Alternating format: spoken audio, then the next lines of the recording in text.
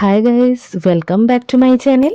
তো আজকে আমি নিয়ে চলে এসেছি একটা মাছের ডিমের রেসিপি। আমরা সাধারণত মাছের ডিমের রেসিপি মাছের ডিমের পকোড়া করে খাই, বড়া। তো আজকে আমি একটা নতুন রকমের রান্না নিয়ে চলে এসেছি, মাছের ডিমের ভুনা। চলুন রান্নাটা স্টার্ট করি। প্রথমে আমি কড়াইয়ে একটু বেশি পরিমাণই তেল নিয়েছি, 4 টেবিল স্পুন মতন। কারণ এই মাছের ডিমের ভুনাটা করতে একটু তেল বেশিই লাগে, না হলে একটা গন্ধ বেরোয়। তো প্রথমে আমি দিয়ে দিলাম গরম মশলা, গোটা গরম মশলা। এখানে এলাচ আছে, লবঙ্গ আছে, দারচিনি আছে, তেজপাতা আছে। তারপরে আমি দুটো বড় সাইজের অনিয়ন, পেঁয়াজকে ছোট্ট ছোট্ট কুচি কুচি করে কেটে নিয়ে এই দুটোকে ভালো করে ভেজে নেবো। বড়া তো আমরা সবাই বাড়িতে খাই, মানে সেটা তো নর্মালি আমরা করে খাই, বড়া করি, তারপর সেই বড়াটাকে তরকারির মতন রান্না করে খাই। তো একবার এইটা ট্রাই করে দেখবেন, ভীষণ ভালো খেতে হয়। এই রান্নাটা আমার ভীষণ পছন্দ, আমার বড়ার থেকেও এটা খুব ভালো লাগে, তাই ভাবলাম আপনাদের সাথে শেয়ার করি। আচ্ছা, আমি এখানে দিয়ে দিচ্ছি একটা টমেটো। এটাকেও আমি ছোট ছোট করে কেটে নিয়েছি। তো এই টমেটোটা বেশ একটু বড় সাইজেরই ছিল। যদি ছোট টমেটো হয় তা দুটো টমেটো দিয়ে দেবেন। এটাকেও আমি হালকা নেড়ে নিলাম যাতে টমেটোর কাঁচা গন্ধটা কেটে যায়। তারপরে আমি অ্যাড করব রসুন। রসুনটাকেও আমি এরকম কুচিয়ে নিয়েছি।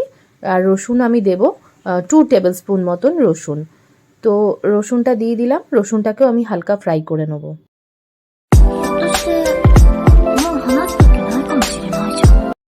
সব মশলাগুলোই মোটামুটি আমার কিছুটা ভাজা হয়ে গেছে।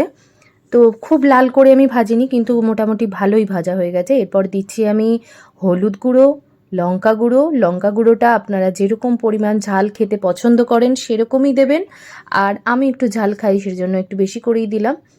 এটা হচ্ছে ধনে গুঁড়ো আর জিরে গুঁড়ো। এই সমস্ত গুঁড়োগুলো দিয়ে দেওয়ার পর আমরা হালকা করে একটু এটাকে ভালো করে মিক্স করব। এখানে আমি এবার একটু সল্ট অ্যাড করে নেবো, কারণ এই সল্টে মশলাটা খুব ভালোভাবে ফ্রাই হবে, অনেক সফট হবে। তো পরে আমি আবার অ্যাড করব। এখানে সামান্য একটু আমি চিনি অ্যাড করলাম, টেস্টটা খুব ভালো হয়। আর এখানে অ্যাড করেছি আমি 2 টেবিল স্পুন জিঞ্জার পাউডার। আপনারা এমনি ঘরে যে আদা থাকে সে আদাটাও ঘষে দিতে পারেন 2 টেবিল স্পুন। আমি এখানে পাউডার ইউজ করেছি।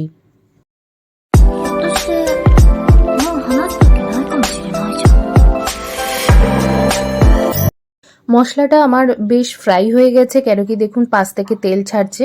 যখনই এরকম অয়েল রিলিজ করবে তো তখন বুঝবেন যে মশলা মোটামুটি রেডি।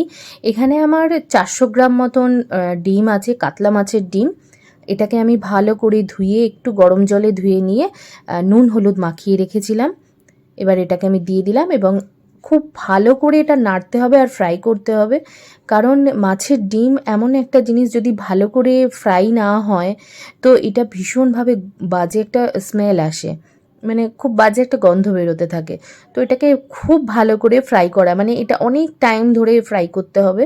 তো দেখুন আস্তে আস্তে এটা ইয়ে হয়ে যাচ্ছে, আর আমি এটাকে ভেঙে ভেঙে দেবো। এটাকে আমি ঝুড়ো ঝুড়ো ভাজা করব। তো এরকম গোটা থাকবে না। তো আমি এটাকে আস্তে আস্তে নাড়তে নাড়তে নাড়তে নাড়তে এটা আস্তে আস্তে ঝুড়ি ঝুড়ি মতন হয়ে যাবে। আর খুব টাইম ধরে এটাকে ফ্রাই করতে হয়, একদম ফট করে নাবিয়ে নেবেন না। প্রথমে একটু অল্প সল্ট দিয়েছিলাম মশলাটা করার জন্য, এবারে আর একটু বেশি সল্ট দিয়ে দিলাম, যতটা পরিমাণ প্রয়োজন। যখন দেখবেন এটার পুরোটা মানে ভাজাটা কমপ্লিট হয়ে গেছে, মানে এটা রেডি হয়ে এসেছে, তখন দেখবেন এটা পুরো নিজে থেকেই ঝুড়ো ঝুড়ো হয়ে যাবে, এই জমাট বেঁধে থাকবে না। আচ্ছা, আমি এখানে একটু গরম মশলা দিয়ে দেবো, মোটামুটি 1 টিস্পুন মতন গরম মশলা আমি দিয়ে দিলাম, গন্ধটা যাতে ভালো হয়। আর এখানে গরম মশলাটা দিয়ে আমি কিছুক্ষণ নেড়ে নেবো। দেখুন এটা কিন্তু অটোমেটিক্যালি ঝুড়ো ঝুড়ো হয়ে গেছে, মানে এটা আমার হয়ে এসছে জিনিসটা। এই গন্ধটা যাতে না থাকে তার জন্য আমি হাফ লেমন জুস দিয়ে দেবো।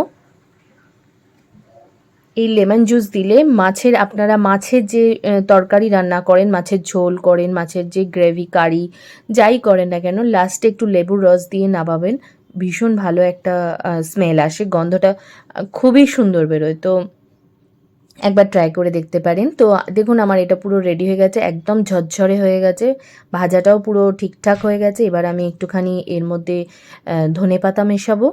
ধনেপাতা মিশিয়ে 5 মিনিট মতন রেখে দিয়ে তারপর আমি এটাকে সার্ভ করে ফেলবো। ভীষণই সুন্দর খেতে হয় গরম ভাতে, ডালের সাথে ভীষণ ভাল লাগে। আমাদের বাঙালিদের একটা ভীষণ প্রিয় খাবার মাছের ডিম। বর্ষাকালে ভীষণই পাওয়া যায়, সবসময় তো মাছের ডিম পাওয়া যায় না, বর্ষাকালে মাছের ডিমটা খুব ভালো পাওয়া যায়। তো ধনেপাতা আমি দিয়ে দিয়েছি এখানে। ধনেপাতাটা দেওয়ার পর ভালো করে নাড়িয়ে এটা আমি বন্ধ করে দেব। দেখুন রেডি হয়ে গেছে আমার মাছের ডিমের ভুনা। তো যেটা বলছিলাম যে গরম ভাতে ভীষণ ভালো লাগে, আপনারা একবার বানিয়ে খেয়ে দেখবেন। আর ভিডিওটা যদি ভালো লেগে থাকে লাইক করবেন, সাবস্ক্রাইব করবেন আর ফ্যামিলির সাথে শেয়ার করবেন। আর যদি নতুন হয়ে থাকেন সাবস্ক্রাইব করে বেল আইকন প্রেস করতে ভুলবেন না, তাহলে আমার নতুন নতুন রান্নাগুলো আপনার কাছে সবার আগে পৌঁছে যাবে। Thanks for watching, take care, bye by.